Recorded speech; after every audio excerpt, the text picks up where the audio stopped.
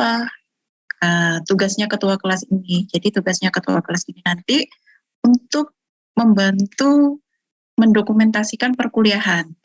Jadi untuk ketua kelas ini nanti saya beri akses untuk dapat record materinya, sehingga ketua kelas bisa mendistribusikan record materi tersebut ke teman-teman satu kelas.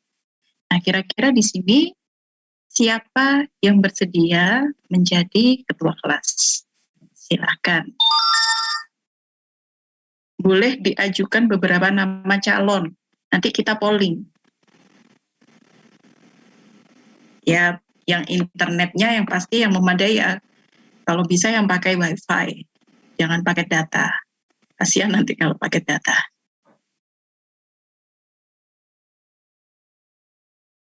Silakan bisa diajukan nama. Bisa melalui chat atau bisa langsung open mic.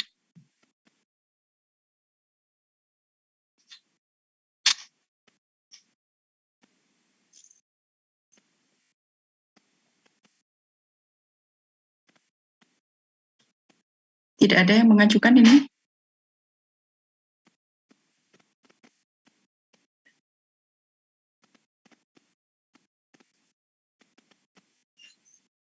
Sebenarnya internet tidak harus kencang. Yang pasti itu paling tidak menggunakan wifi. Karena kalau menggunakan kuota, itu nanti khawatirnya kan kuotanya cepat habis ya. Nah, kalau wifi kan lebih terjangkau. Gitu. Nggak masalah wifi kentang atau wifi. Ada di sini, Zaki?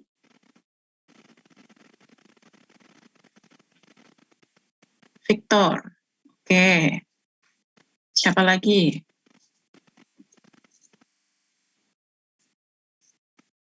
Mas Victor ada? Bisa open mic, Mas? Iya, halo Bu. Iya, oke. Gimana, bersedia ya? Ini sepertinya teman-teman di chat mengajukan nama Mas Victor banyak sekali. Victor bertanggung jawab Bu orangnya Bu. Jadi tidak. Kok seperti itu ya? Menuju. Gimana? Oke ya Mas Victor ya? Gas ya? Nggak apa-apa Bu di sini. Oke, siap. Berarti nggak perlu polling kalau gitu, karena udah calon tunggal. Halo. Mutlak. Ya, oke. Terima kasih sebelumnya Mas Victor. Ini record ya Bu ya? Berarti ya. Bisa record belum? Belum Bu. Belum. Harus minta permission dulu. Ya, coba aja diklik nanti permissionnya saya accept. Bisa nggak? Please ask the host to give you permission to record gitu tulisnya. Oke, siap. Saya setting dulu.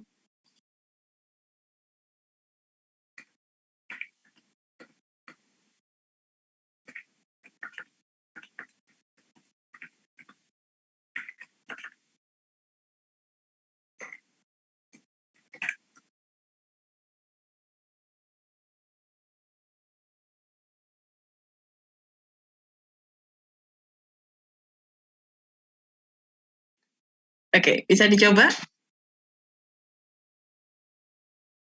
Recording in progress. Ya, Oke, siap. Terima kasih Mas Victor.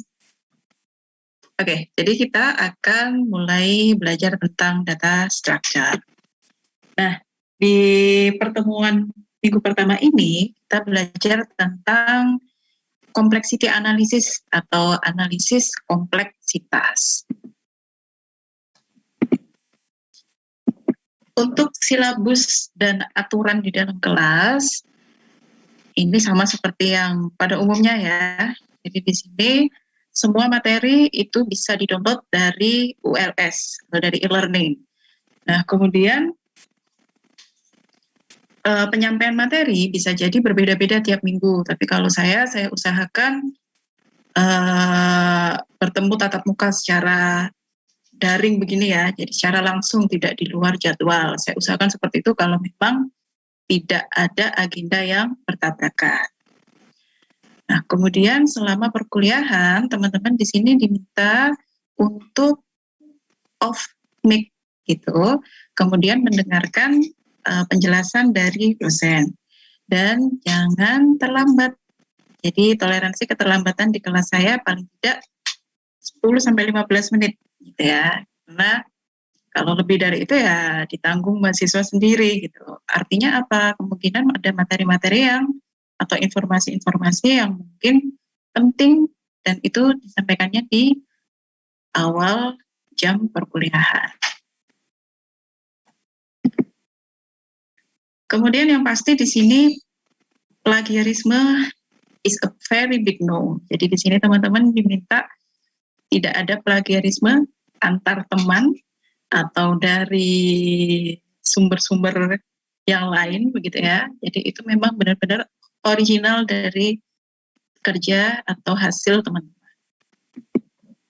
Kemudian untuk penilaian, ini teman-teman bisa memahami di sini bahwa minimum grade gitu ya, minimum passing grade untuk semua mata kuliah itu adalah C. Jadi teman-teman di sini minimal harus bisa dapat C.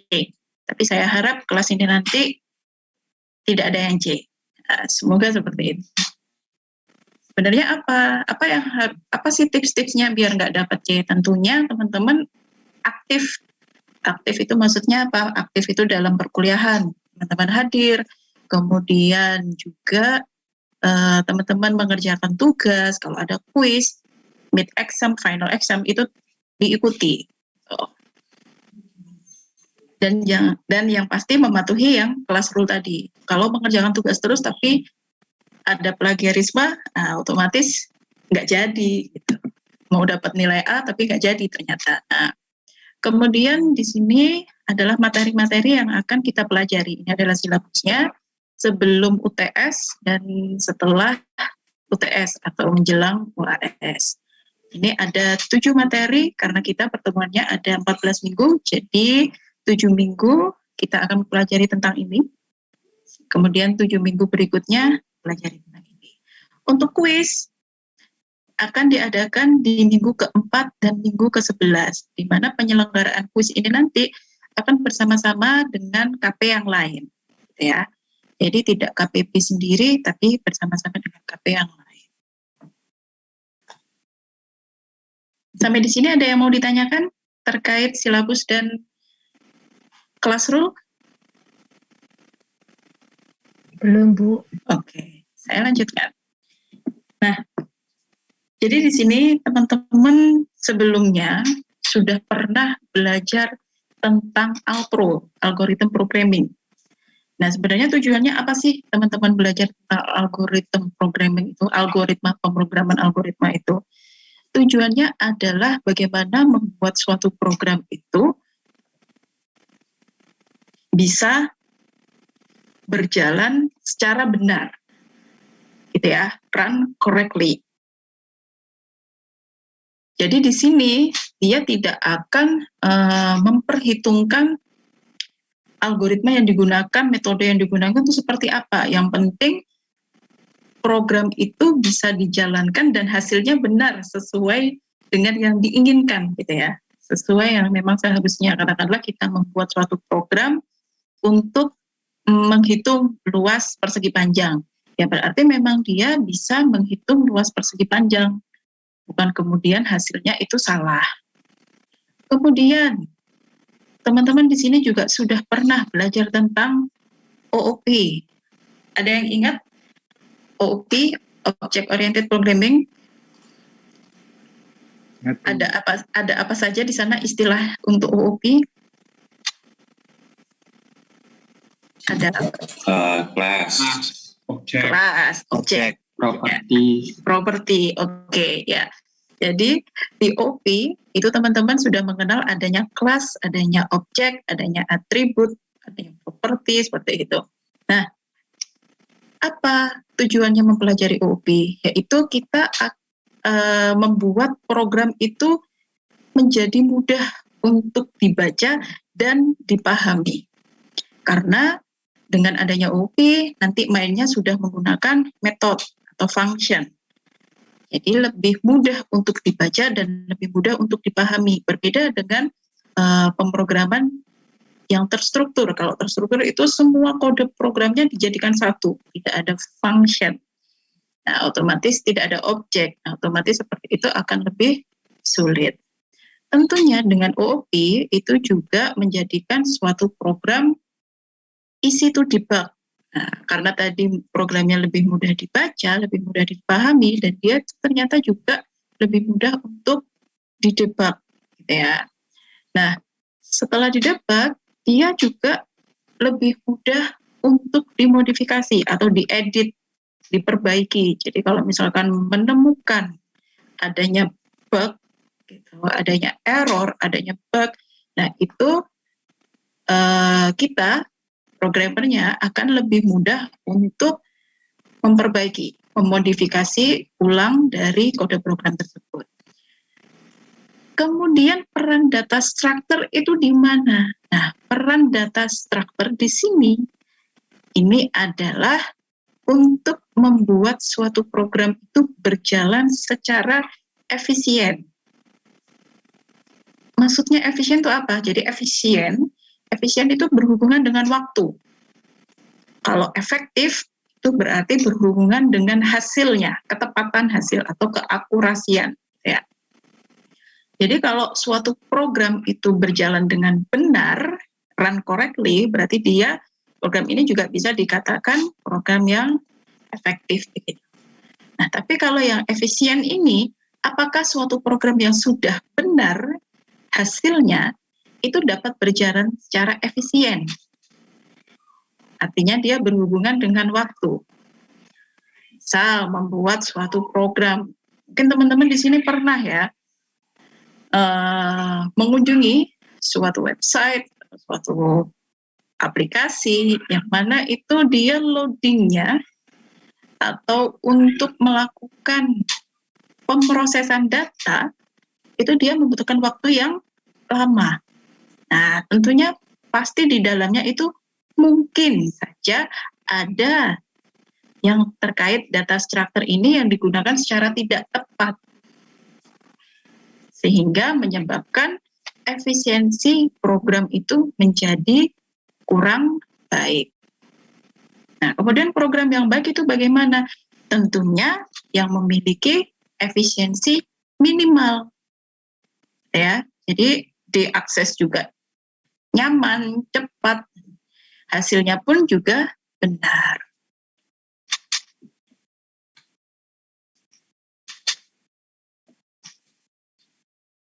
Oke.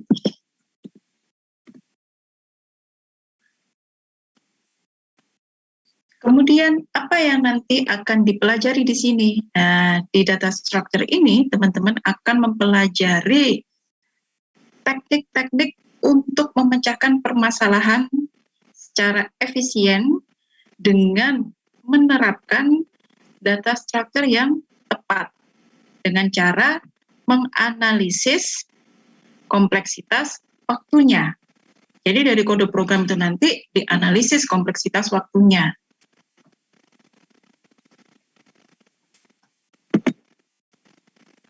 Nah, apa itu data structure? Di sini mungkin teman-teman sudah mengenal yang namanya beberapa data structure dan mungkin sudah menggunakan, tapi belum sadar kalau itu tuh ternyata data structure gitu. Jadi data structure di sini adalah suatu format khusus yang digunakan untuk mengelola dan menyimpan data. Ya. Jadi suatu data structure di sini adalah format khusus digunakan untuk mengelola dan menyimpan data. Nah, teman-teman di sini kalau pernah mengenal array, pasti sudah pernah mengenal dan sudah pernah menggunakannya. Array dan list. Nah, sebenarnya keduanya ini itu bukan suatu tipe data gitu ya. Tapi mereka berdua ini adalah suatu bentuk dari data structure. Kenapa? Karena di sini adalah ada format khususnya. Dan mereka di sini kegunaannya juga untuk menyimpan data. Nah, array dan list ini berisi data-data yang biasanya dapat diakses melalui indeks. Melalui indeksnya. Biasanya dimulai dari indeks keberapa? Suatu data ini? 0. Indeks ke-0. Ya. Dimulai dari indeks ke-0.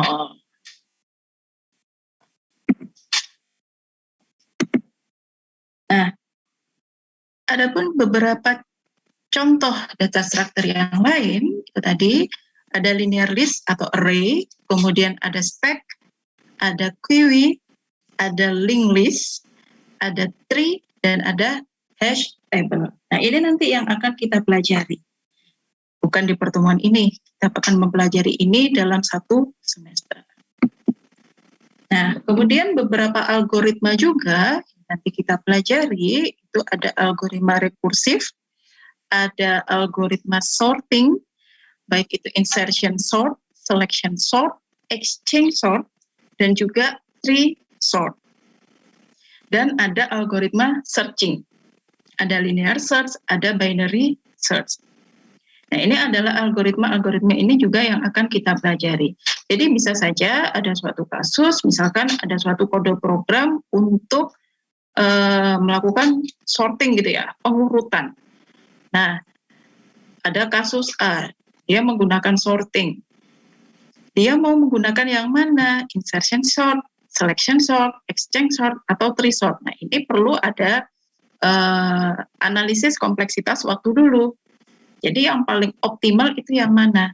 Jadi nanti ada alasannya ketika membuat suatu program, kemudian menggunakan metode sorting, itu ada alasannya. Kenapa menggunakan insertion sort? Kenapa menggunakan selection sort? Kenapa menggunakan exchange sort? Atau kenapa menggunakan tree sort? Apakah memang kompleksitas waktunya itu lebih minimal? Nah, jangan sampai kita membuat sorting ya karena kode program itu yang saya bisa. Nah, bukan seperti itu. Tapi karena sudah teman-teman nanti di sini belajar tentang data structure, jadi kita juga akan belajar bagaimana membuat suatu program itu berjalan secara efisien. Tidak hanya sekedar benar. Nah, namun mata kuliah ini sifatnya adalah teori. Jadi di sini kita tidak akan belajar membuat program yang praktikum gitu, bukan. Tapi di sini kita akan belajar tentang analisisnya, secara konsepnya. Karena kalau data structure ini nanti secara konsep itu teman-teman sudah paham, diterapkan di bahasa pemrograman apapun, itu sama, konsepnya sama. Sama seperti teman-teman belajar tentang algoritma. Ada algoritma terstruktur, kemudian ada algoritma berurutan, kemudian ada algoritma untuk percabangan, dan ada algoritma perulangan. Nah, itu di bahasa pemrograman apapun, itu sama. Yang dibahas juga itu saja. Yang berbeda, ya hanya penulisan. Sama seperti kita dalam kehidupan sehari-hari. Bahasa Indonesia dengan bahasa Inggris itu sebenarnya kan sama-sama punya subjek, predikat, objek, komplement gitu kan ya, itu sama. Strukturnya itu sama. Hanya saja penulisannya beda. Oh, kalau bahasa Inggris itu subjeknya ya ada I, you, we, dan lain sebagainya. Kalau dalam bahasa Indonesia kita penulisannya ada saya, ada kamu, ada mereka, dan lain sebagainya. Itu ya yang perlu dipahami. Jadi kalau suatu saat teman-teman nanti, karena dalam dunia IT, ini namanya bahasa pemrograman itu kan sangat dinamis sekali. Sekarang trennya apa? Jadi ada kemungkinan teman-teman di kampus ini diajarin bahasa pemrograman apa, kemudian nanti ketika bekerja, berhadapan atau bertemu dengan bahasa pemrograman yang lain. Nah, jangan takut, jangan merasa minder dan sebagainya. Semua itu bisa dipelajari. Yang penting konsepnya dulu teman-teman memang fondasinya itu memang harus paham. Nah, kemudian terkait dengan analisis kompleksitas, atau complexity analysis, sini suatu data structure itu menggunakan algoritma tertentu yang dapat mempengaruhi atau berdampak terhadap performance dari program. Nah, bayangkan teman-teman di sini kalau mungkin membuat suatu program yang datanya hanya 10, mungkin tidak terlalu terlihat ya. Kompleksitas waktunya tidak terlalu terlihat. Coba di sini teman-teman mempunyai data, gitu ya. Katakanlah, apalagi di era sekarang ya, kita belajar tentang big data, suatu data yang mana semuanya itu data itu sudah bisa saling berkaitan. Platform ini digabungkan dengan yang lain, dan sebagainya, akhirnya dapat banyak data. Nah, apakah data-data yang banyak itu sampai 1 million, 1 billion, itu ada jaminan apakah Anda bisa menjamin data yang berisi 1 juta atau puluhan juta itu ya, miliar atau 1 miliar, itu dapat berjalan dengan cepat. Nah, ini akhirnya mulai kompleks programnya. Dan biasanya suatu program itu akan bertumbuh. Katakanlah, teman-teman di sini main Instagram. Nah, Instagram yang dulu dengan Instagram yang sekarang, itu kan pasti sudah berkembang pesat. Instagram yang dulu mungkin penggunanya berapa juta. Kemudian sekarang mungkin penggunanya sudah berapa miliar. Nah, dari masing-masing pengguna itu mereka punya data masing-masing. Punya postingan masing-masing, punya story dan lain sebagainya masing-masing. Nah, apakah sistem kita, sistem Instagram itu bisa menjamin dengan banyaknya data yang dimiliki, Instagramnya ini nggak akan lag gitu, nge-lag gitu ya, atau dia nggak akan down, tapi dia tetap bisa berjalan as fast as gitu, secepat biasanya. Jadi seperti orang kalau menggunakannya itu kayak nggak ada perbedaannya. Nah, apakah kita bisa menjamin? Tentunya itu dipengaruhi dengan data structure.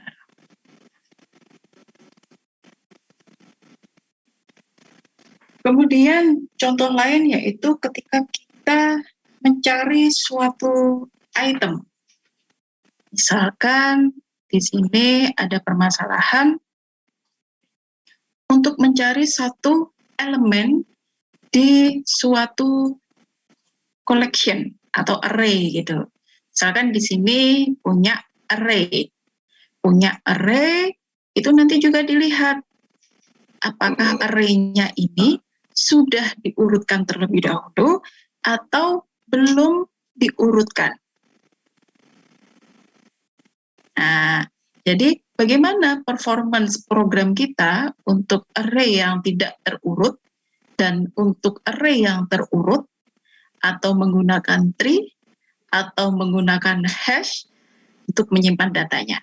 Nah, kita bisa melihat simulasinya.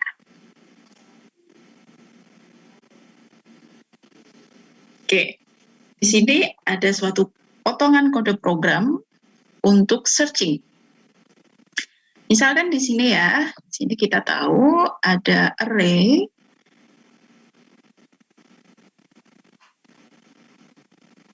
dengan tipe data string, kemudian ada n dan ada key. N di sini adalah jumlah data di dalam array. Oke. Nah, kemudian di sini saya punya ada perulangan di mana dimulai dari i sama dengan 0. I ini kurang dari n. Kemudian ada i++ sebagai penunjuk increment atau decrementnya. Nah, kemudian kita lihat, karena untuk mencari ya, ini di dalam suatu array, kita bisa lihat, kemudian untuk mencocokkan apakah item ini sesuai dengan yang dicari, maka kita ada key. Kita gunakan, apakah data yang ditunjuk oleh array I ini sama dengan key. Jika iya, maka dia akan return I. Dia akan mengembalikan nilai indeks dari array-nya. Ingat, karena di sini yang dikembalikan adalah I-nya, gitu ya. Jadi yang dicetak nanti adalah nilai indeksnya, location-nya, di mana item itu ditemukan. Nah, kalau ternyata tidak sama dengan yang dicari atau tidak sama dengan key-nya, maka item tidak dapat ditemukan. Otomatis dia akan keluar dari sini dan akan menuju ke return main 1. Contohnya seperti ini. Di sini ada array. Isinya ada 4 data. Berarti N-nya adalah 4. Kemudian di sini yang menjadi key adalah apple. Jadi kita akan mencari apple dari array dengan jumlah data 4. Kemudian kita bandingkan. Jika itu kita cari si apple ini menggunakan array yang belum terurut, artinya ya array-nya sesuai seperti yang dibuat gitu. Buatnya dia seperti apa. Kita akan mengetahui bahwa di iterasi pertama atau di perulangan yang pertama, ketika I sama dengan 0 gitu ya. Ketika I sama dengan 0, di sini I sama dengan 0, maka dia akan menunjuk ke data array yang ke-0, yaitu si orange. Kemudian si orange ini akan dibandingkan dengan si apple. Apakah orange di sini sama dengan apple? Ternyata tidak. Nah, berarti data apple belum ketemu. Dan sistem akan mengeluarkan umpan balik atau feedback atau output not found. Kemudian sistem akan menjalankan lagi ke iterasi atau perulangan berikutnya, di mana I-nya sudah nambah. Di sini I-nya sama dengan 1. Kemudian ketika I1 di sini, dia akan menunjuk ke data mana? Data grape. Nah, apakah grape ini sama dengan apple? Ternyata tidak juga, berarti not found. Dia akan melakukan perulangan lagi ketika I sama dengan 2 dengan datanya apple. Apakah apple ini sama dengan apple ini? Sama. Nah, barulah dia ketemu di bagian iterasi ke-3 dengan indeks I-nya 2. Dia ketemunya di sini. Nah, kemudian itu untuk array yang tidak terurut. Jadi apa adanya ya. Kebetulan yang dicari adalah apple, yang mana di sini. Gitu. Kemudian kalau di kasus sorted array atau array-nya ini sudah diurutkan, berarti kalau diurutkan jadinya gimana ini nanti? Apa dulu di sini? Apple, kemudian apa? Grape, terus Mango. mango, kemudian Orange. Nah, berarti kalau array-nya sudah terurut akan seperti ini. Nah, apa yang terjadi? Karena data yang dicari adalah apple, yang mana kebetulan ini diawali dengan abjad A dan datanya juga pas di awal, maka 1 kali iterasi saja dia sudah ketemu. Ini untuk array beranggotakan 4 elemen. Bayangkan kalau ada 100.000 record data dan si apple ini, data apple ini itu ada di indeks terakhir. Berarti indeks keberapa itu? 99 gitu kan ya. My array 99. Ini adalah si Apple. Oke. Bayangkan kalau si Apple itu ada di indeks terakhir. Oh, ini 100.000 bukan 100. Berarti 99999. Berapa banyak iterasi yang harus dilakukan program untuk mendapatkan datanya jika data itu tidak di-sorting atau tidak diurutkan terlebih dahulu. Jadi datanya tidak diurutkan terlebih dahulu. Dengan data yang diurutkan terlebih dahulu saja, ini datanya sudah berbeda, gitu ya, sudah menyebabkan iterasinya berbeda. Nah, ini juga bisa menjadi pertimbangan, gitu ya.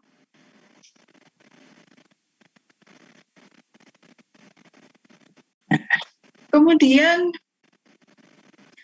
mengukur performa dari struktur data, measuring data structure performance. Nah, jadi performa struktur data itu dapat diukur dengan menghitung berapa banyak akses yang diperlukan untuk mengerjakan itu. Jadi di sini berapa banyak akses yang diperlukan untuk suatu array, gitu ya. Nah, analisis ini biasanya disebut dengan asymptotic analysis. Dan notasi yang digunakan itu disebut dengan Big O notation. Kenapa kok Big O? Karena notasinya dituliskan dengan huruf O besar, bukan O kecil. Jadi O besar, Big O. Notasinya disebut Big O. Nah, performa dari searching data yang sebelumnya, yang ada di slide sebelumnya, di array sebelumnya, itu adalah ON. Yang mana N di sini artinya adalah untuk suatu data dengan jumlah N di dalam array memerlukan sebanyak N number step untuk mencari suatu elemen array. Nah, itu ya.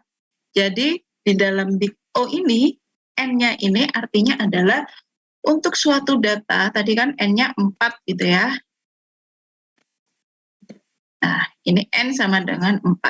Untuk suatu data N, datanya ada berapa banyak? Berarti data itu ada banyak N gitu. Maka diperlukan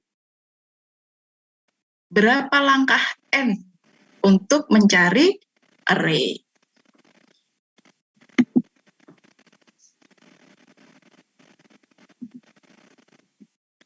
Nah, saya clear dulu.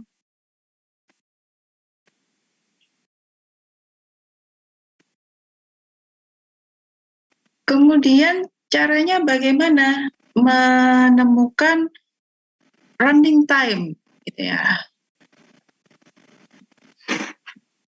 Mana tadi? Oh, ini saya skip dulu, langsung ke sini. Kemudian bagaimana caranya menemukan running time itu? Jadi kita harus mengecek, determine atau menentukan langkah-langkahnya yang membutuhkan waktu eksekusi. Kuncinya apa? Kuncinya di data structure itu adalah teman-teman harus menentukan berapa banyak for atau while atau do while. Ini adalah apa? ini adalah loop gitu ya. Jadi berapa banyak loop yang ada di dalam program? Kenapa kok loop? Karena suatu loop itu eksekusinya sangat bergantung terhadap data yang ada di dalamnya.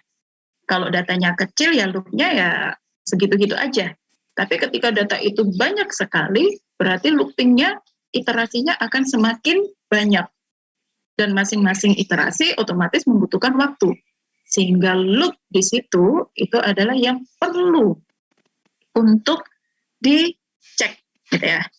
Check any loop for each line. Kemudian setelah ditemukan ada loop, kita hitung jumlah maksimal dari repetisinya atau pengulangannya. Nah, kemudian kita tuliskan di samping dan nanti kita total, kita akan menemukan nilai big O-nya, nilai kompleksitasnya. Kita akan menuju ke contoh setelah ini. Nah, di sini adalah potongan program yang mana item akan ditemukan di indeks I sama dengan 0. Jadi di sini ceritanya, misalkan di sini punya N-nya berapa ya? N-nya sama dengan 3. Ya. Misalkan di sini punya N sama dengan 3. Nah, di array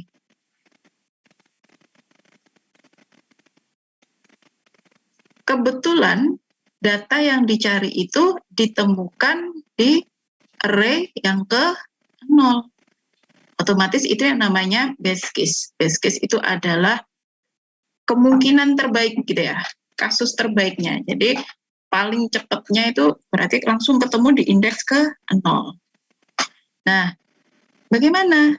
Kita ada suatu potongan program, ada for di sini, ada I sama dengan 0. Nah, I sama dengan 0 kan kurang dari 3, I plus plus.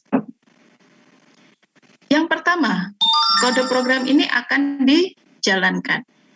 Ketika kode program dijalankan, maka kita tulis di sini.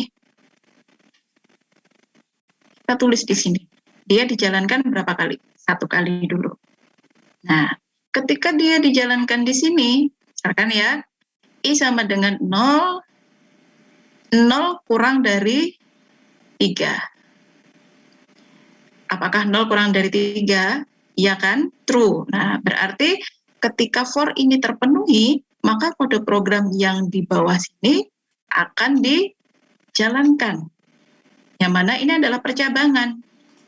Nah, dia akan dijalankan otomatis, repetisinya dituliskan 1. Jadi repetisi ini dituliskan ketika baris kode program ini dijalankan. Menganalisanya per baris. Nah, sudah. Kemudian di sini if my array 0, nah, tadi kan ini masih I 0 ya, sama dengan key. Karena di sini untuk kasus best case yang mana item yang dicari itu nanti akan ditemukan di indeks ke 0 itu, maka dia akan menjalankan return I. Ya kan? Ketika if ini bernilai true, maka dia akan menjalankan kode program yang ada di dalam if-nya ini.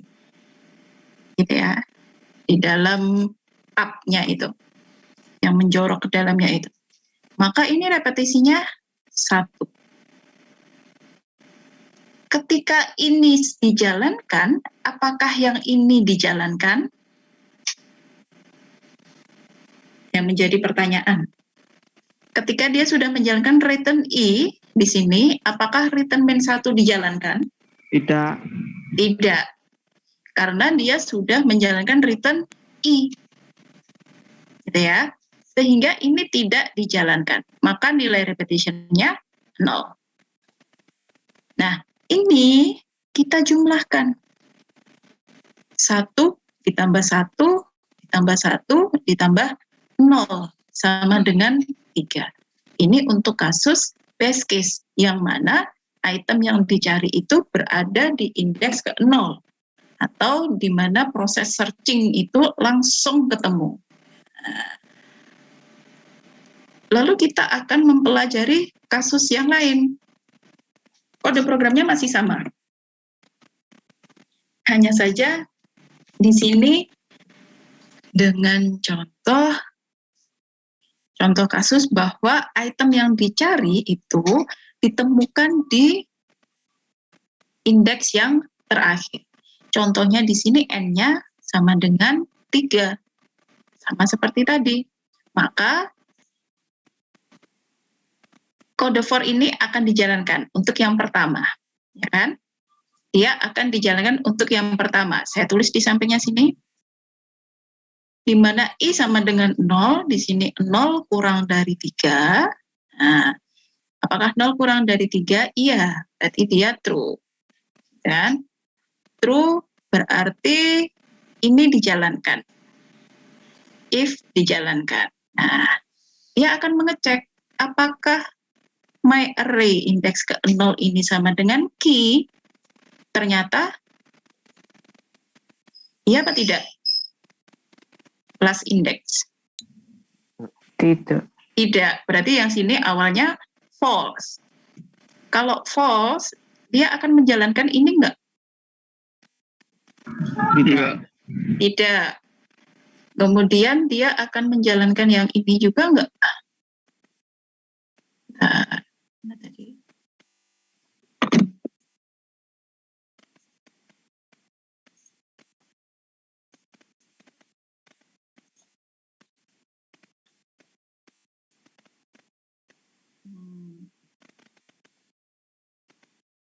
Dia akan menjalankan yang ini juga enggak? Enggak, Bu.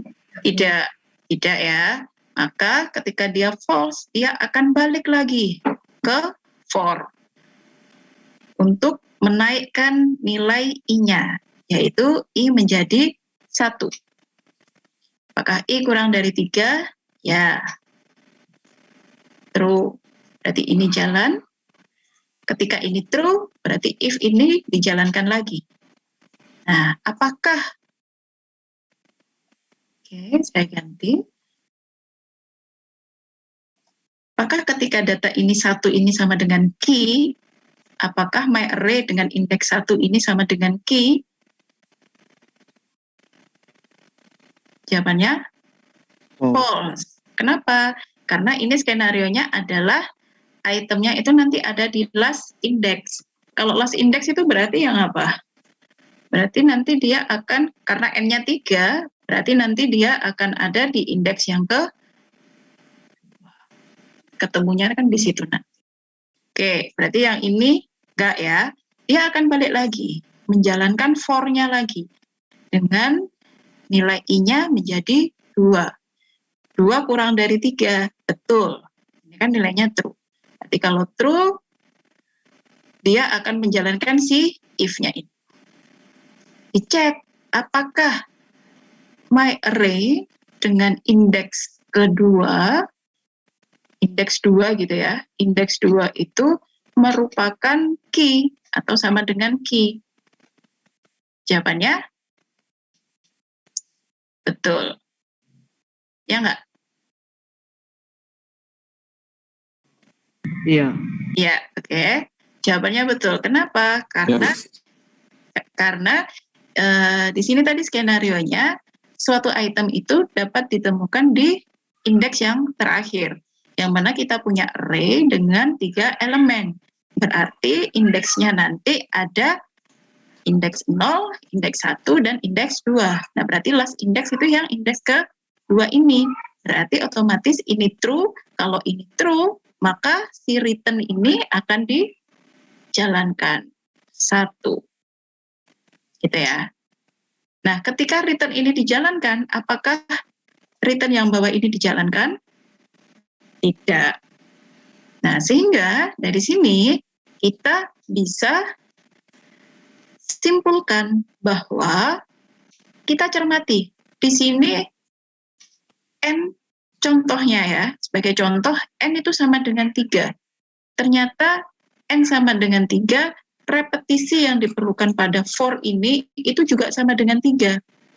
Akhirnya kita simpulkan bahwa di sini dia membutuhkan N langkah. Jadi kalau misalkan ini N-nya besok diganti 10, berarti for ini dengan seperti ini ya, for ini tuh nanti akan dijalankan juga sebanyak N kali. Gitu. Kemudian, if ini juga akan dijalankan sebanyak N kali. Karena ini kebetulan sama dengan 3, nah sama dengan N kali. Sedangkan return-nya akan dijalankan 1 kali. Dengan demikian, suatu array, gitu ya, suatu array yang mana item yang dicari itu ada di last index, maka nilai kompleksitasnya adalah 2n plus 1. Kemudian bagaimana cara menuliskan di sini? Cara menuliskan di sini itu adalah dilihat dari nilai pangkat n yang terbesar. Karena di sini nilai pangkat n yang terbesar itu ada di sini. Dan ini kan n ini berarti kan n pangkat 1 gitu ya. Kalau pangkat 1 kan nggak usah ditulis. Maka di sini tulisannya adalah n saja. Sehingga nilai big O-nya adalah ON. Jadi bukan O 2N plus 1, bukan. Yang kita perhatikan di sini hanya nilai ininya. Sehingga big O-nya adalah ON. Sampai sini ada yang ditanyakan? Sebelum saya lanjutkan ke worst case.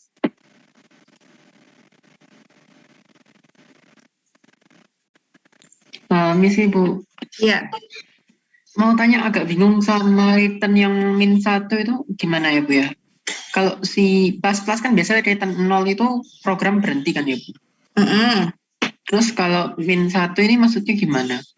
min 1 itu berarti kan ketika ini tidak dijalankan. Ketika ini false, maka dia akan menuju ke sini.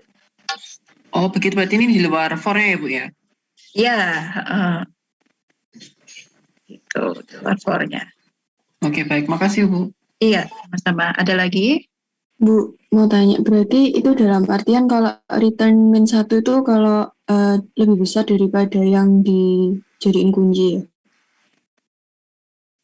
Return min 1 ini? Iya. Maksudnya itu gini, karena ini kan tadi skenarionya, saya hapus semua dulu ya. Skenarionya adalah kita punya array dengan elemen array dengan n-nya itu sama dengan 3. Berarti kita punya indeks 0, indeks 1, dan indeks 2. Gitu kan? Nah, di mana skenarionya item nanti yang kita cari itu nanti akan ditemukan di indeks terakhir. Kebetulan karena di sini n-nya 3, berarti indeks terakhir itu kan indeks yang ke-2. Nah, kemudian yang namanya searching, dia akan berhenti ketika dia sudah menemukan yang cocok kan, gitu kan? Sehingga for-nya ini tadi akan berhenti di mana? Akan berhenti ketika i-nya itu sama dengan 2. Ketika i sama dengan 2, itu kan nilai for-nya ini tetap true. True, kemudian dia akan lanjut ke bagian yang if. If di sini, apakah di indeks yang kedua ini itu sama dengan key? Ternyata iya, berarti ini betul. True juga. Maka return ini dijalankan. Nah, beda halnya dengan contoh yang berikutnya. Nah, nanti contoh yang berikutnya itu akan menjalankan ini. Kenapa ini dijalankan? Karena sampai indeks kedua pun dia belum menemukan item yang dicari. Nah, kalau item yang dicari itu belum ditemukan, katakanlah di sini i-nya sudah naik gitu ya, i sama dengan 3. Ini dijalankan, tapi ternyata di sini nilainya false. Berarti apa? Berarti if ini nggak jalan, return ini nggak jalan. Terus langsung jalannya kemana? Langsung jalannya ke return -1. Atau keluar dari program.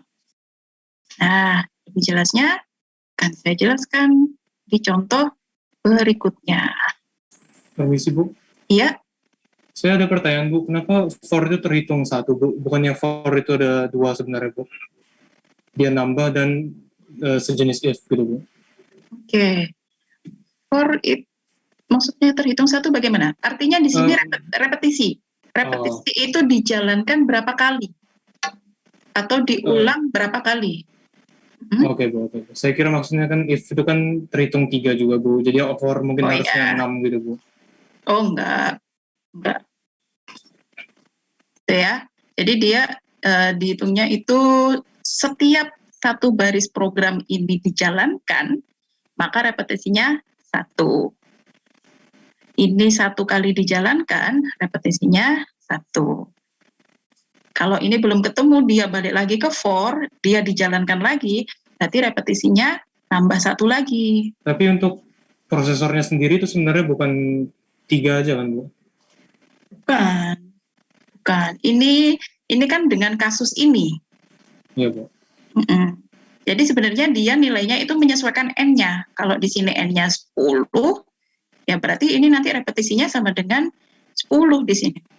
Oh, bukan Bu, maksud saya untuk kode untuk komputernya sendiri kan kalau misalnya dia mau proses for, dia itu harus nambahkan i-nya dulu, baru dia proses jika i lebih besar, n lebih besar dari i kan, bukan itu jadi 2 langkah gitu Bu. Oh enggak gitu. Iya Bu, terima kasih Bu. Ya, oke.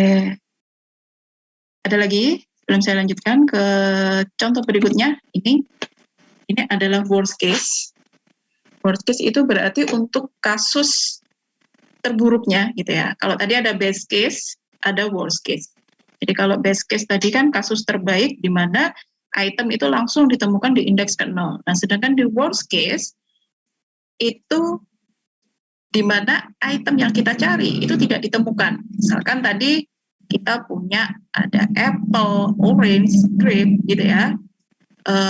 Tapi ternyata yang kita cari bukan mereka, kita carinya strawberry. Berarti kan nggak ada di array itu kan. Nah, itu bagaimana? Kita analisis per baris. Jadi kita cari bagaimana suatu program itu tahu kalau item yang dicari itu nggak ada. Berarti kan dia akan membandingkan per item array-nya dulu kan. Dia akan membaca masing-masing array-nya dulu. Jadi misalkan di sini yang pertama, otomatis for ini akan dijalankan. For i sama dengan 0. I 0 kurang dari n, yang mana di sini n-nya diketahui sebagai contoh adalah 3. True kan? Nah, karena 0 memang kurang dari 3. True, maka if ini akan dijalankan. Dan berarti ini sudah jalan 1 kali. Kemudian if ini dijalankan.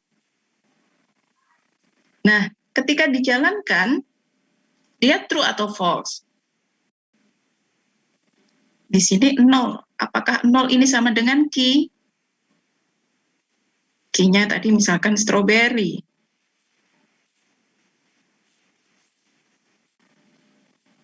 Yang mana itu nggak ada di array. Nah, apakah di indeks yang ke-0 ini sama dengan strawberry? Ternyata bukan. Berarti sini false. Oke. Jadi dia nggak peduli hasilnya false atau true. Kalau memang dia dijalankan, berarti nilai repetisinya ya nambah 1. Gitu. Oke, untuk pertama, untuk indeks yang ke-0, dia tidak menemukan si strawberry. Maka program akan balik lagi ke bagian for lagi. Bagian for ini dijalankan lagi. Maka repetisinya nambah 1 lagi. Yang tadi I-nya 0, sekarang I-nya jadi 1. Karena ada I++ gitu kan ya. Nah, jadi 1. Apakah 1 kurang dari 3? Ya, 1 kurang dari 3. True kan? Berarti kalau true, maka dia akan menjalankan kode program if ini. Jadi true false ini tidak pengaruh dengan repetisinya, tapi dia akan pengaruh kemana nanti kode program ini yang selanjutnya akan dijalankan.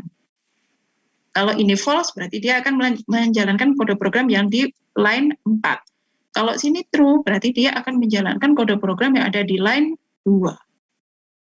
Nah, ternyata di indeks yang ke-1, dia juga belum menemukan strawberry ini, sehingga nilainya juga masih false. Kalau false, ini tidak dijalankan, yang bawah juga tidak dijalankan. Dia akan balik lagi. Ini otomatis udah nambah.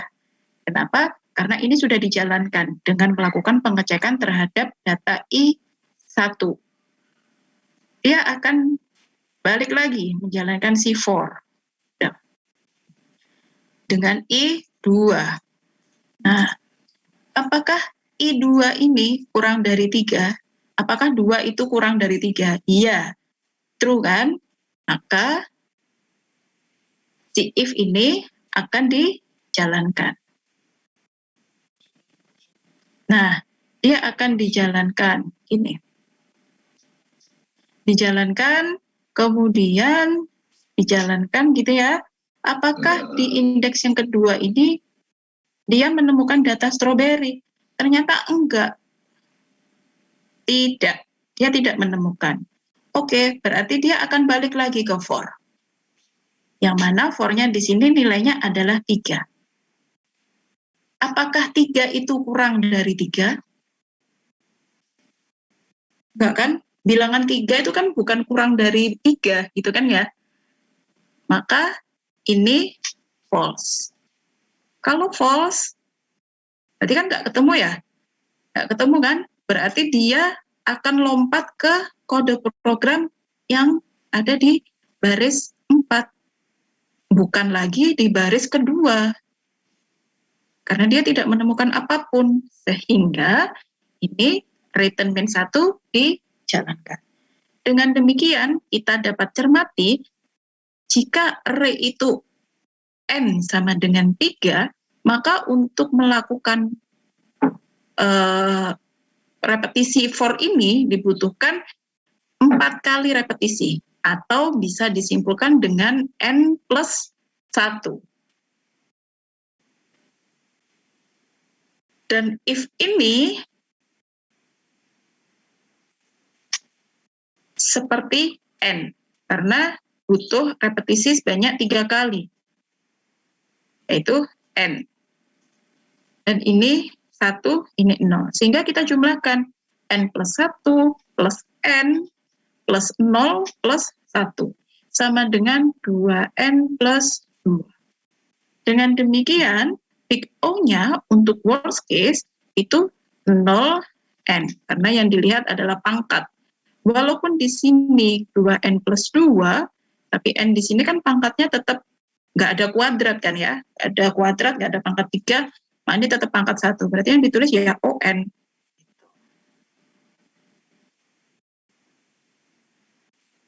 Sampai sini paham?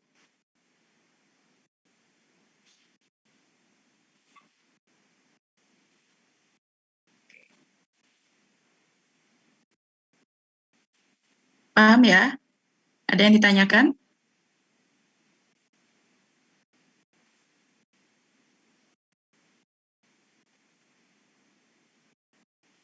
Oke, sebentar. Ini tadi ada pertanyaan via chat. Jadi Mas Jason, kalau kita tahu worst case-nya dan best case-nya, bagaimana kita dapat mengetahui average complexity, maksudnya average complexity. Oke, jadi sebenarnya itu nanti ada kasusnya, bukan average complexity, tapi kasusnya itu bagaimana. Jadi kita akan melakukannya itu by case-nya. Kalau item itu ditemukan di indeks 0, itu kompleksitasnya berapa? Kalau item itu ditemukan di indeks yang terakhir, itu kompleksitasnya berapa? Atau item itu tidak ditemukan sama sekali, itu kompleksitasnya berapa? Bukan berarti dengan itu semua sudah diketahui, kemudian kita mengukur average complexity, bukan. Itu semua adalah item-item yang berbeda, karena untuk menghitung complexity analisis itu memang by case gitu ya, per kasusnya.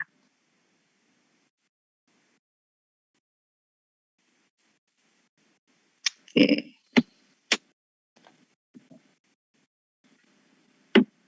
Nah, selanjutnya ini ada contoh lain. Nah, sebelum ke sini sebentar saya izin sekitar 5 menit dulu ya. Sebentar.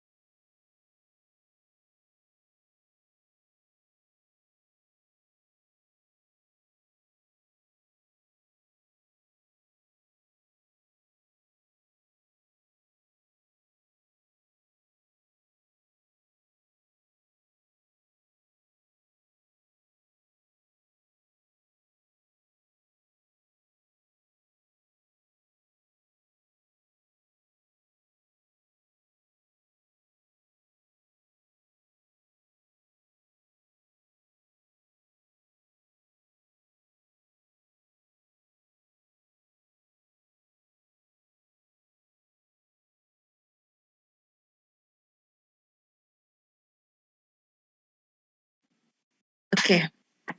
Nah, sekarang ada contoh lain. Ini contohnya lebih lagi ya, karena di sini kita tahu ada for di dalam for, atau kita biasanya sebutnya sebagai nested for. Nah, ketika ada contoh seperti ini,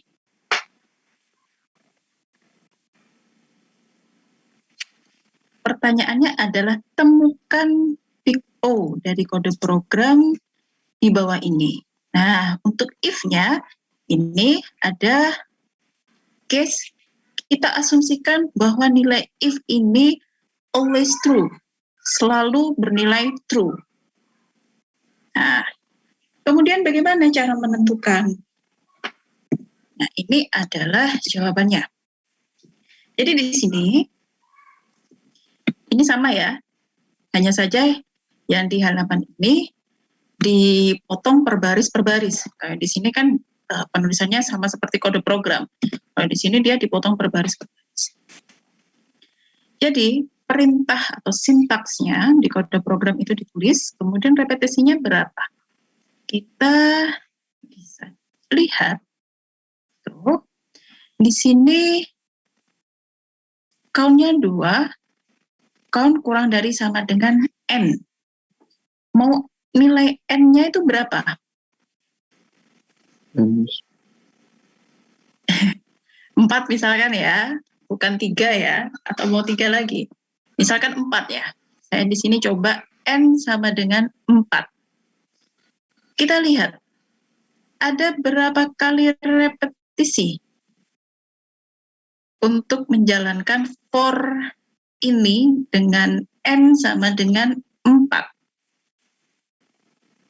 Oke, otomatis kita akan coba satu persatu. Kalau di sini secara jawabannya langsung nyebut n. Nah, tapi kita akan buktikan apakah iya. Tuh. Kita akan coba. Berarti ini kan dimulainya count-nya 2. Ya, ketika count-nya itu 2,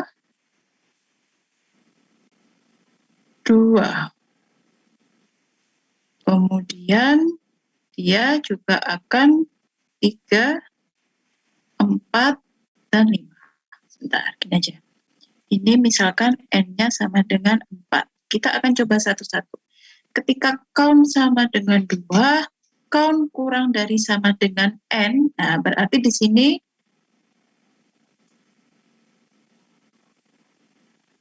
di sini berarti 2 kurang dari sama dengan 4, gitu ya. Nah, otomatis dia akan dijalankan 1 kali. Gitu. Kemudian dia juga nanti akan menjalankan 3 kurang dari sama dengan 4. Ya, jalankan lagi. Kemudian setelah itu dia akan menjalankan apa lagi? Dia akan menjalankan 4 kurang dari sama dengan 4.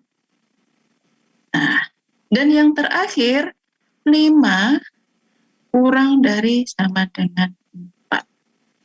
Gitu ya. Kenapa? Ya kan kalau misalkan item sampai indeks terakhir ini belum ditemukan, maka for ini akan dijalankan, yang mana nilai count-nya itu naik menjadi 5 dan dia melebihi batas dari n. Nah, sehingga ketika kondisi ini, dia nilai for-nya itu bernilai false. Tapi kan tetap dijalankan, gitu ya. Walaupun dia false, tapi kan dia tetap dieksekusi oleh program. Sehingga di sini dapat diketahui, maka benar bahwa jika n-nya itu sama dengan 4, maka si for ini akan dijalankan sebanyak 4 kali. Dengan demikian, kita bisa katakan kode program ini akan dijalankan sebanyak n kali. Paham sampai sini? Paham ya? Oke. Kemudian kita ke baris berikutnya. Baris berikutnya di sini kita tahu bahwa ada integer faktor sama dengan 0. Nah, kita tahu ya, baris kode program ini sepanjang ini adalah baris kode program yang ada di dalam for. For yang pertama, for besar. Karena ini yang for di dalamnya for kecil, saya bisa nyebutnya seperti itu. Oke, nah ketika ini ada di dalamnya, maka kita bisa pastikan bahwa yang ini, integer faktor 0 ini, jika yang for-nya ini tadi dijalankan sebanyak n kali, maka integer faktor ini akan dijalankan sebanyak berapa kali? Secara logika. Kurang dari 1N. Kurang dari 1n. Begini. Ada lagi? N-1. N-1 Itu soalnya yang terakhir itu kan. Gimana? Yang terakhir kan nggak dijalankan, langsung balik ke apa return gitu ya. Berarti N-1. N-1. Oke, berarti dijalankan N-1. Tahu ya berarti ya N-1 itu dari mana? Yaitu dari yang ini. Karena integer faktor ini itu berada di dalam baris kode programnya for. Atau artinya dia akan dijalankan jika nilai for ini bernilai true. Dengan demikian, berarti dia akan dijalankan sebanyak 3 kali. Jika n-nya itu sama dengan 4. Maka bisa kita katakan integer faktor ini dijalankan n-1 kali. Gitu. Kemudian, ini oke berarti. Kemudian untuk for yang kecil atau for yang berikutnya. Kita lihat bagaimana untuk for yang berikutnya. Nah, for yang berikutnya ini juga sama-sama berada di dalam for yang besar, maka dia juga memiliki nilai repetisi yang sama dengan integer faktor, yaitu n-1. Hanya saja, tapi bukan berarti berhenti di sini. Gitu ya. Karena dia for bukan berarti berhenti di sini, tapi dia juga punya tambahan lagi. Nah, n+1 ini didapat dari mana? Kita coba simulasikan. Ketika C-nya ini 1, kemudian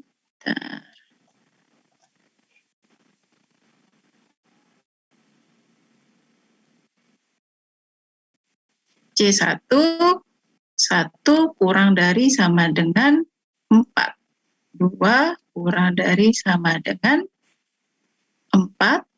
3 kurang dari sama dengan 4.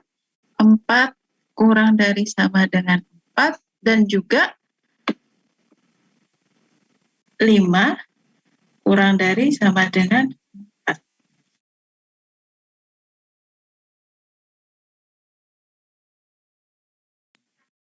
Guys, ibu ya kata guys. Disconnect kayak. Sini.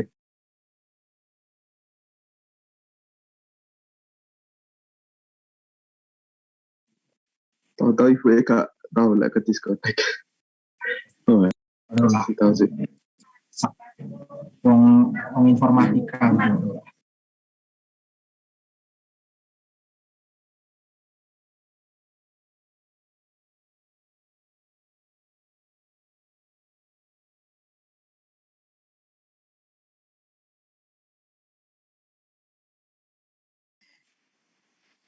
Jangan pulang dulu. Ya, mohon maaf, itu tadi laptopnya lowbat terus tiba-tiba mati. Oke, saya share ulang ya. Jangan pulang dulu ya, Mas Jason ya. Siapa ini? Jangan pulang dulu ya. Oke. Saya lanjutkan sebentar.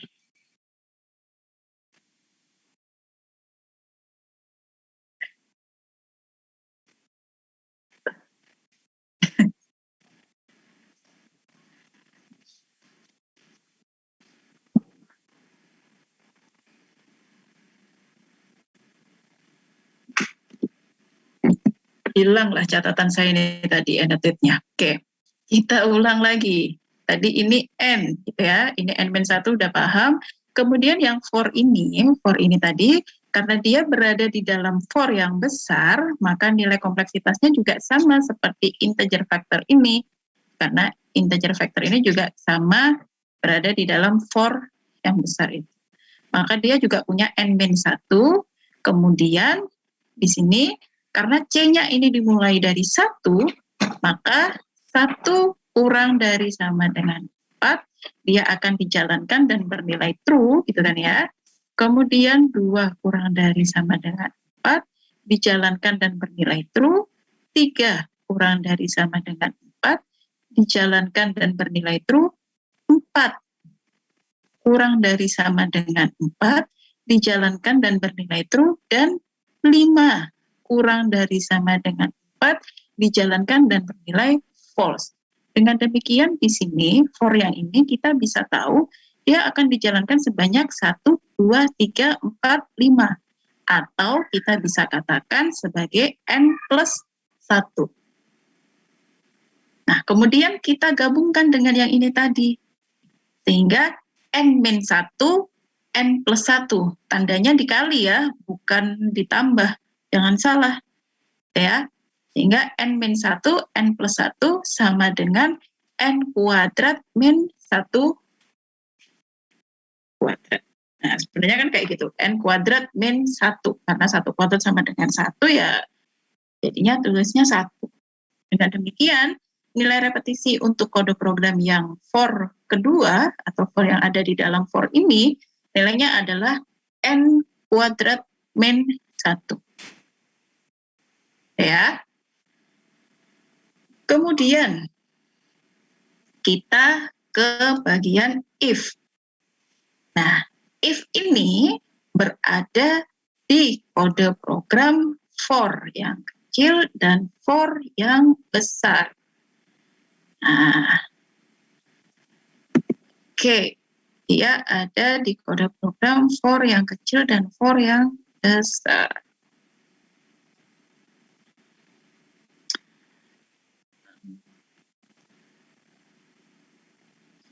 Sehingga nilai kompleksitasnya adalah di sini n-1n.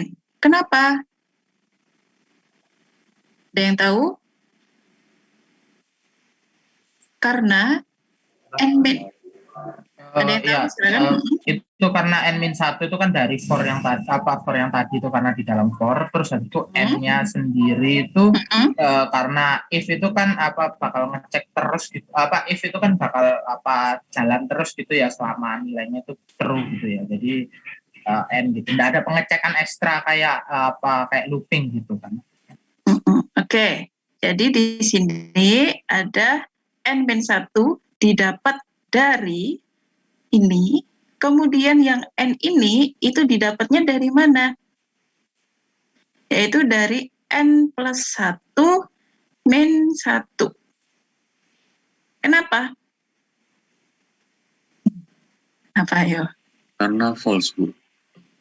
Apanya yang false? Yang 5 kurang dari sama dengan 4. Oh, yang ini. Bukan. Karena gini, n plus 1 ini didapat dari mana? N plus 1 ini karena dia ada di dalam for yang kecil. Gitu ya. Jadi yang ini adalah nilai kompleksitas karena dia ada di dalam for yang besar. For yang pertama. Sedangkan n plus 1 ini menandakan bahwa dia ada di dalam for yang ini. Nah, kemudian dia akan diulangnya sebanyak n-1 kali. Nah, dengan demikian didapatkan n plus 1 min 1. Kayak gini. Ya, hasilnya adalah n. Nah, ini dikalikan sama dengan n kuadrat min n. Itu kan ya? N kali n kuadrat. Ini min 2n kalikan min 1n. Jadinya min n atau min 1n. Bu, maaf Bu, ini penangkapan saya kok agak beda ya. Saya mikirnya n ini karena ini kan for itu kan n plus 1 gitu. For itu kan n plus 1 bakal jalan ke nilai terakhir yang indeks yang salah bakal 5 lebih dari 5 kurang dari sama dengan 4 itu kan false. Itu tetap dijalankan akan di for. Nah, karena if itu berada di dalam for, akhirnya for yang itu akhirnya ya nggak ada pengecekan ekstra gitu. Sebentar, oke, sebentar gini ya. Saya hapus dulu yang tadi. Oke. Ketika ini jalan, ketika ini nilainya true, ini tadi kan berarti dia dapatnya nilai kompleksitinya kan N plus 1 ya, sama dengan 5 kali. Artinya dia akan dijalankan sebanyak 5 kali. Yang mana 4 kalinya itu true, kemudian yang ini adalah 1 kali false. Begitu kan maksudnya? Iya, saya kira karena if-nya ini kan berada di for, karena 1 false ini kan berarti apa langsung return gitu, berarti nggak dijalankan gitu. Saya mikirnya ya if-nya nggak berjalan, nggak jalanin false-nya ini, cuma 4 true ini doang. Iya, iya, memang ini nanti kan yang dijalankan memang 4 true, karena yang masuk ke if, yang bisa masuk ke if ini itu adalah yang 4 true ini, yang ini enggak. Oh, dari situ hasilnya N gitu. Iya, itu ya. Oke, nah kalau sudah, oke, berarti mana tadi? Saya lanjutkan lagi. Kemudian yang faktor plus-plus, ini bagaimana? Nah, ini juga sama, karena dia berada di kode program yang setara dengan if ini, yang mana tadi kan if-nya kan always true ya. Kita ngeceknya di sini always true, jadi kita abaikan nilai-nilai yang salah. Nah, dengan demikian ini memiliki kompleksitas yang sama dengan if-nya itu. Sehingga ketika di total, kita total dari atas. N ditambah N-1, ditambah N kuadrat min 1, ditambah N kuadrat min N, ditambah N kuadrat min N. Hasilnya adalah 3N kuadrat min 2. Dengan demikian, notasi big O-nya, ya, maka nilai big O-nya itu berapa? O N kuadrat. Ingat, yang ditulis adalah N-nya saja, nilai N, dengan pangkat yang paling besar. Karena di sini N-nya pangkatnya 2, berarti ya N kuadrat. Gitu. Kalau yang di contoh-contoh sebelumnya kan big O N saja, karena pangkatnya pangkat 1. Nah, karena di sini kebetulan kompleksitinya ada N kuadrat, berarti ditulis big O-nya adalah N.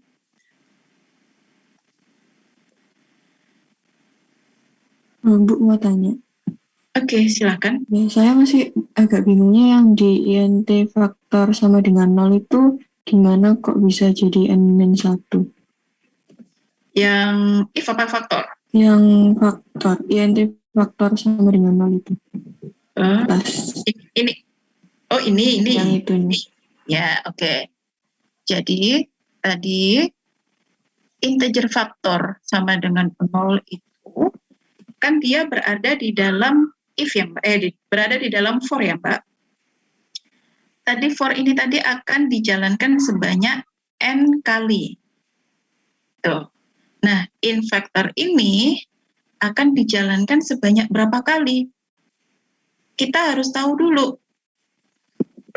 Yang for tadi ini dijalankan N kali itu berapa saja? Cara gampangnya kayak gitu. Misalkan tadi kan kita simulasikan N-nya sama dengan 4. Berarti dia akan dimulai dengan 2, karena ini I sama dengan 2 untuk nilai awalnya. Bukan dari 0, tapi dari 2. Berarti kita akan mulainya apakah 2 kurang dari 4? True. Nah, setiap true ini, maka dia akan menuju ke in factor.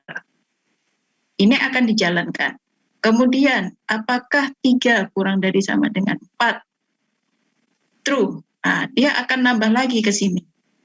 Kemudian, apakah 4 kurang dari 4? True. Berarti dia akan menjalankan lagi di sini. Artinya, kode program ini yang ada di dalamnya for, di dalamnya itu maksudnya yang menjorok ini ya, bukan di dalam kurungnya yang sini, yang ada di dalam for ini, itu dia berarti kan akan dieksekusi ketika nilai for ini benar, gitu kan? Atau kondisi yang ada di sini itu terpenuhi. Nah, ketika kondisinya ini di sini dia akan membandingkan 5, ketika count-nya nilainya 5, apakah 5 itu kurang dari sama dengan 4? False. Kalau false, kemudian dia akan kemana? Otomatis dia tidak akan melanjutkan ke kode program in factor sama dengan 0. Dengan demikian, di sini nilai repetisinya adalah 3. Nah, berarti 3 ini sama dengan n min 1. Karena di sini contohnya n-nya sama dengan 4 dan di sini ketemunya 3. Berarti n iya. min 1. Gitu ya. Oh iya, paham. Oke. Bu, sama yang kayak yang assume always true yang di bagian barisnya if I modulo Q ini, apakah cuma di baris itu aja? Atau Iya, untuk if ini saja. oke. Ya, terima kasih, Bu. Iya, sama-sama. Ada lagi yang ditanyakan? Ini sih Bu, saya ingin bertanya. Kalau misalnya dalam program itu ada else-nya Bu. Lalu yang if yang pertama ini diasumsikan selalu salah. Berarti itu gimana Bu? Apakah if-nya juga terhitung ada perulangan satunya gitu? If tetap terhitung. Kenapa ketika di else-nya tuh ada else if-nya enggak? Nah, itu kan juga ada apa namanya? Ada perbedaan lagi nanti itu kan ya. Sebentar, misalkan gini. Oke.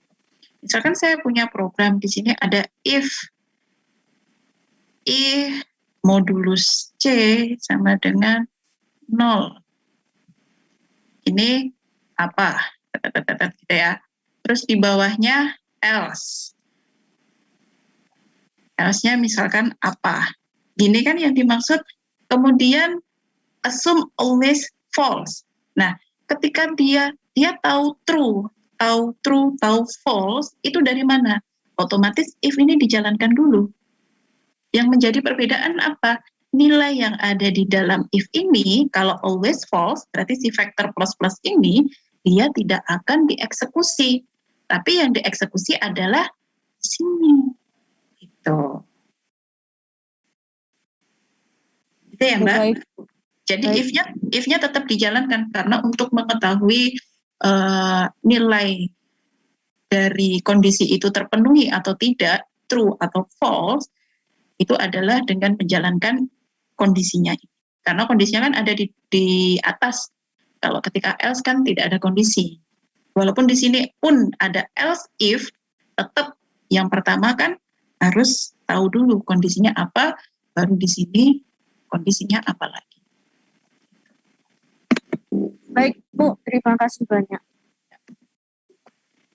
Ya, nah terus ini adalah running time in order. Nah, jadi kalau big O-nya itu 1, maka nilainya adalah konstan. Disebutnya dengan konstan.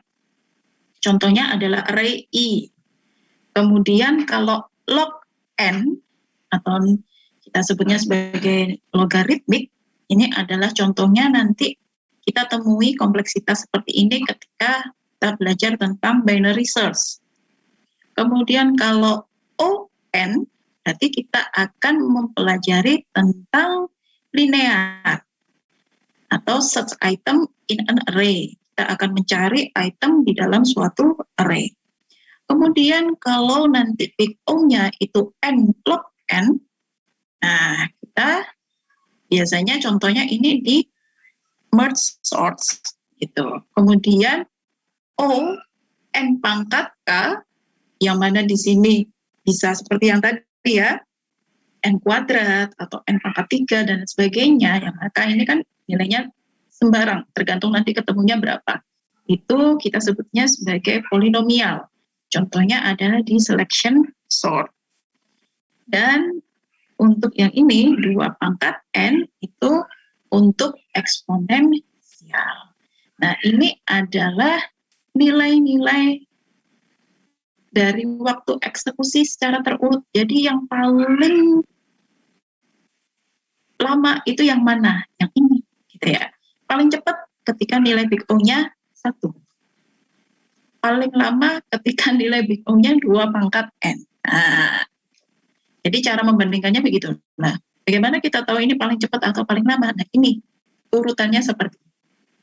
Jadi kalau misalkan untuk program yang sama-sama membuat atau sama-sama mencari suatu item di dalam array, tinggal yang satu nyarinya menggunakan search yang apa, yang satu menggunakan search yang apa, kemudian nanti dibandingkan nilai big O-nya dari kedua metode itu lebih efisien yang mana.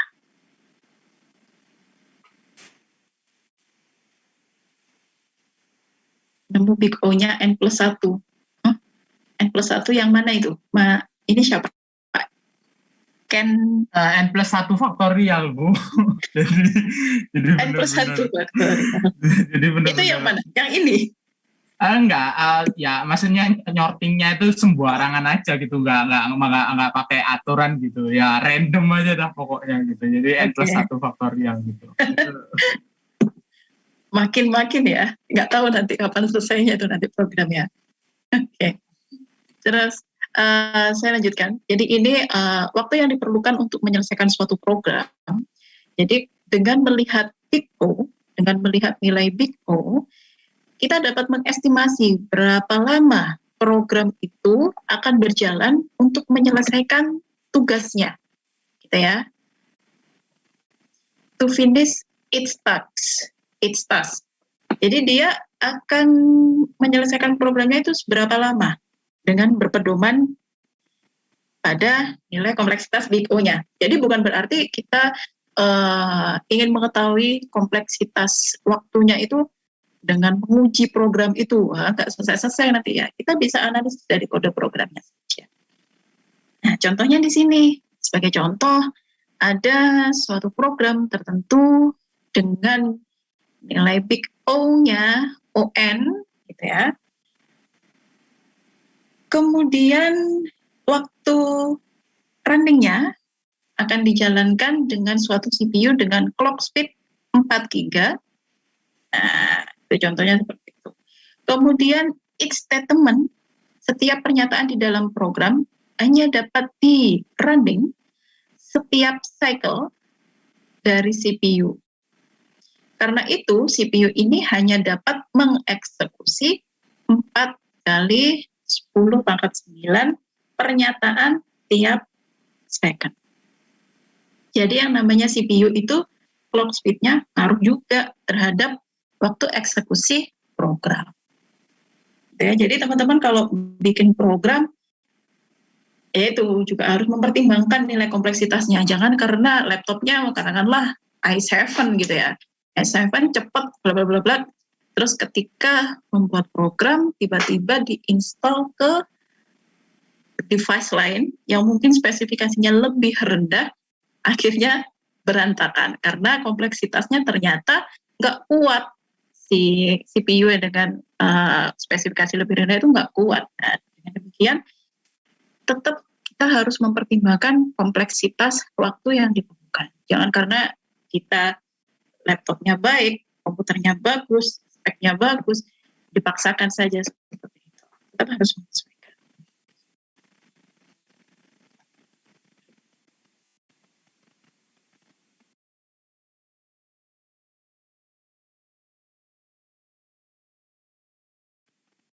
Oke. Nah, misalkan ini ya, ini temukan waktu yang tepat yang dibutuhkan untuk suatu program jika ada 10⁻12 data di dalam array. Nah, jadi berarti tadi kan diketahui ON gini. ON. Dia hanya dapat mengeksekusi 4 kali 10⁻⁹ statement per second. Nah, kemudian di sini kita punya data di dalam suatu array itu 10⁻12. Nah, gimana caranya? Berapa waktunya? Berapa waktu yang diperlukan? Kita bisa masukkan ON untuk 10⁻12. Tadi adalah ya 10⁻12, ya. Kemudian waktunya adalah 10⁻12 dibagi dengan 4 kali 10⁻9. Dari mana 4 kali 10⁻9? Karena ini akan dieksekusi oleh CPU dengan clock speed 4 GHz. sehingga 4 kali 10 pangkat 9. Nah, dengan demikian ditemukan nilainya adalah sebanyak 250 second atau 4,17 menit. Itu untuk mengeksekusi 10 pangkat 12 data di dalam array. Nah, jadi dari sini dengan mengetahui nilai big O-nya, kita dapat mengestimasi berapa lama program ini akan berjalan. Kita akan dapat menghitung waktunya. Oke, silakan. Ada pertanyaan? Berarti perusahaan kayak search engine kayak Google atau Yahoo atau DuckDuckGo itu berarti metode indexingnya itu mereka berusaha untuk agar runtime-nya itu serendah-rendah mungkin gitu ya? Yep, betul. Betul. Tetap berusaha untuk serendah mungkin gitu. Karena kan data pasti akan bertumbuh ya. Data itu pasti akan bertumbuh semakin banyak. Tapi bagaimana cara dia harus tetap minimal. Dan tetap juga didukung dengan teknologi yang sekarang, Mas. Jadi CPU sekarang kan juga clock speed-nya sudah semakin tinggi. Gitu. Jadi yang bertumbuh itu kan sama-sama bertumbuh gitu ya. Data juga bertumbuh semakin banyak, tapi teknologi juga semakin canggih, clock speed dan sebagainya juga semakin bertambah gitu. Tapi tetap harus perlu penyesuaian, pasti ada evaluasi.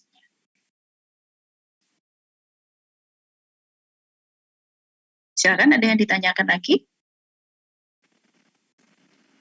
Jika tidak ada, maka ada latihan yang harus teman-teman kerjakan dan nanti dikumpulkan di ULS ya. Untuk materi ini sudah bisa di-download di ULS dan exercise ini juga sudah ada di dalam materi tersebut. Jadi teman-teman bisa download dulu dari ULS, kemudian mengerjakan, di-upload di ULS juga. Ada contoh program seperti ini. Nah, di sini seperti yang tadi ditanyakan ya oleh teman kalian, nilai if-nya diasumsikan selalu salah. Nah, berarti nanti teman-teman bisa berpikir ya, kalau selalu salah, berarti kode program yang harus dieksekusi nanti harus loncat kemana gitu. Terus di sini juga nilai if-nya diasumsikan selalu salah. Nah, berarti nanti dia akan loncat kemana? Ya, tadi sudah dicontohkan yang perlu ketika saya menjawab pertanyaan dari teman kalian. Kalau di sini, coba untuk mengerjakan. Kemudian, ya, jadi soalnya cuma satu aja, cuman ini aja. Silakan teman-teman nanti kerjakan. Kemudian di-upload. Cara mengerjakannya bagaimana? Boleh seperti ini, atau seperti ini. Mana yang udah dijelaskan sejelas-jelasnya di dalam kertas itu. Nah, kemudian ditulis tangan di atas kertas. Kemudian kalau bisa di-scan. Kalau nggak bisa di-scan ya di-foto. Kemudian di-upload ke ULS. Kalau misalkan jawabannya lebih dari satu kertas atau lebih dari satu foto begitu ya, maka dibuat folder terlebih dahulu, di zip, di archive gitu ya, dengan format zip, kemudian di-upload sebelum deadline. Kalau terlambat, maka nilai tugasnya 0. Sekarang kita sepakati mau deadline-nya tanggal berapa? Sekarang tanggal 13.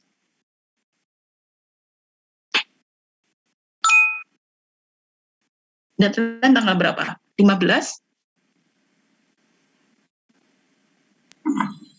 15? Minggu depan aja, Bu. Hah? Gimana? Minggu depan? Jangan minggu depan, kelamaan. Nanti saya kan juga perlu koreksi dulu gitu. Lihat-lihat dulu. 16 Bu, 16. 16 malam Bu, 16 malam. Ya, 16 2359. Ya, 16 2359. Oke, 16 ya. 16. Bu, permisi. Kalau misalnya fotonya banyak, dijadiin PDF aja boleh nggak? Di zip aja. Di zip aja. Oh iya.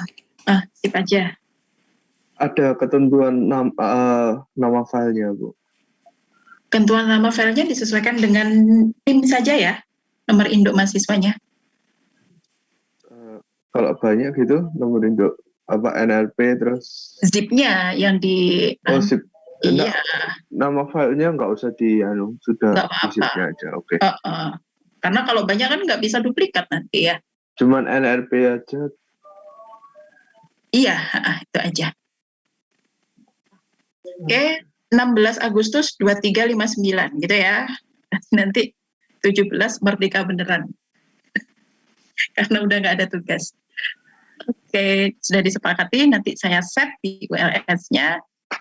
Silakan teman-teman coba untuk mengerjakan. Bu, saya izin bertanya, Bu. Silakan. Saya boleh lihat soal yang sebelumnya, Bu? Oke, sebentar. Ya. Oh, nggak bisa annotate ya di sini. Saya mau nanya, Bu, apabila if-nya itu, misal nggak ada else if sama nggak ada else, lalu if-nya itu diganti I modulo 2. Apabila seperti itu kan, Big O-nya tergantung dari N-nya ya, Bu? N-nya ganjil atau genap.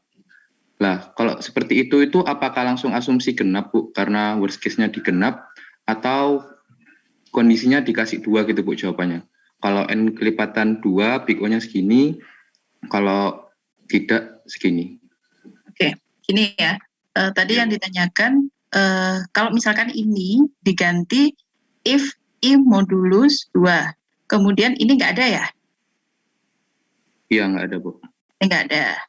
Oke, kemudian kalau seperti ini, apakah harus disesuaikan gitu? Ya tergantung. Ada tulisan ini nggak? Nggak ada, Bu. Kalau nggak ada ya berarti kita harus benar-benar menghitung per case-nya. Kalau dia betul gimana, kalau dia salah gimana. Kan walaupun if ini tetap punya 2 kondisi, true atau false. Kalau true ya berarti ini dijalankan, kalau false ya udah, itu aja kan. Iya, tapi ini kan, Bu, untuk tergantung N-nya gimana kan, Bu? Kalau N-nya genap sama N-nya ganjil rumusnya berbeda atau gimana, Bu? Sama. Oh, sama ya? Sama. Nggak masalah di N-nya. Oh, oke. Terima kasih, Bu. Iya, oke. Ada lagi yang ditanya sebelum kelasnya saya akhiri? Bu, permisi, saya mau bertanya, Bu. Oke, silakan. Ya, mengenai tugasnya nanti, untuk nilai N-nya perlu diasumsikan atau enggak usah ya? Silakan, teman-teman lebih nyamannya seperti apa? Oh, berarti boleh iya, boleh enggak ya, Bu? Iya, atau nanti begini, jawabannya seperti apa, nanti dituliskan deskripsinya seperti apa. Nah, kalau yang ini ya, kalau yang di sini kan nggak usah dimisalkan dulu kan, nggak usah pakai pemisalan N-nya berapa gitu, tapi langsung ketemu angkanya, ketemu N-1, N-1 bla bla bla. Nah, itu nanti tergantung dari teman-teman. Kalau teman-teman lebih nyaman yang mana. Kalau bisa, kalau mau ada pemisalannya juga nggak apa-apa. Nanti tinggal di runut seperti yang di sini. Misalkan ada example, kalau N-nya berapa, kemudian baru dihitung, kemudian nanti hasil akhirnya ini berapa. Oke.